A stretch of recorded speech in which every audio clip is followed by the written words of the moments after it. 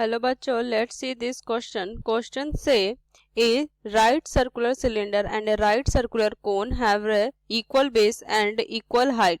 If their curved surface are in ratio 8:5, determine the ratio of radius of the base to height of either of them. तो चलिए इस question को हम solve करते हैं. तो यहाँ से अगर हम देखें तो इस क्वेश्चन का सबसे पहले अगर हम की कंसेप्ट देखें तो यहाँ से हमारा की कंसेप्ट क्या हो जाएगा. यहाँ से क्या हो जाएगा, curve surface area of cylinder by curve surface of area of cone करेंगे.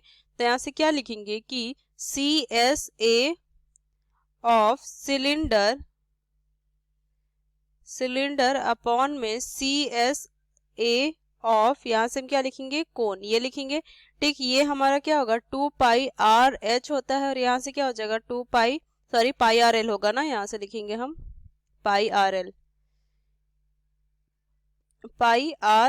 और यहाँ से एल हमें पता है कि एल की वैल्यू क्या होती है. यहाँ से अगर हम देखें तो ये होता है L square is equal to R square plus में एच स्क्वायर. तो एल इज इक्वल टू कितना हो जाएगा, अंडर रूट यहाँ से आर स्क्वायर प्लस में एच स्क्वायर. ठीक, तो यहाँ से हम एल की वैल्यू रख देंगे तो यहाँ से हमें यहाँ से फाइंड हो जाएगा आर और एच. ठीक, तो बस ये की कंसेप्ट को हमें ध्यान में रखना है. तो चलिए इस क्वेश्चन को हम सॉल्व करते हैं.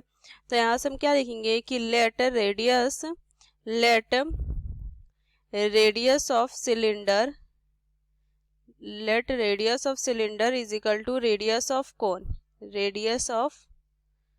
कोन, ये लिखेंगे और इसको मानते हैं 8 सेंटीमीटर. ठीक, और यहाँ से अगर हम देखें तो यहाँ से क्या लिखेंगे कि height of cylinder is equal to height of cone. ठीक, ये लिख सकते हैं क्योंकि दोनों इक्वल है हमारा.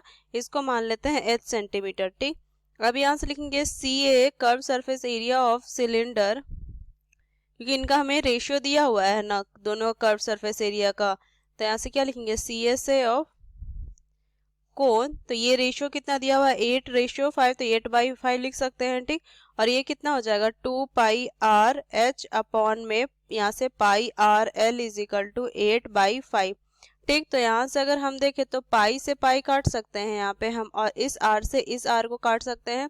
तो यहाँ हमारा यहाँ से वैल्यू यहाँ से लिखेंगे 2h अपॉन में l इज इक्वल टू 8/5. तो यहाँ से क्या हो जाएगा 2 से जाएगा 4 टाइम्स में.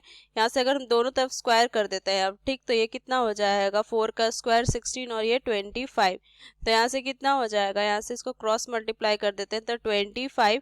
और यहाँ से अगर हम देखें 25h square is equal to 16 और एल स्क्वायर का हमें मतलब पता होता है कि इसके एल स्क्वायर को लिख सकते हैं यहाँ पे आर स्क्वायर प्लस में एच स्क्वायर. तो यहाँ से कितना हो जाएगा 25h square is equal to ये हो जाएगा 16, यहाँ से लिखेंगे आर स्क्वायर प्लस में एच स्क्वायर. ठीक, तो ये कितना हो जाएगा 25h square is equal to 16 R square plus में 16h स्क्वायर. तो यहाँ से कितना 16 R square is equal to यहाँ से 25h स्क्वायर माइनस में 16h स्क्वायर.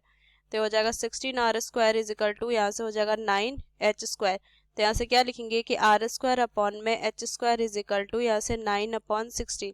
तो आर बाई में एच कितना हो जाएगा अंडर रूट 9/16, तो 3/4 आ जाएगा. तो यहाँ से जो रेशियो आ जाएगा वो आ जाएगा कितना हमारा 3:4 आ जाएगा. और ये हमारा क्या हो जाएगा यहाँ से फाइनल आंसर हो जाएगा. ठीक, तो यहाँ से क्या लिखेंगे कि using this key concept we solve this question. Hope you understood it well. Best of luck. Thank you.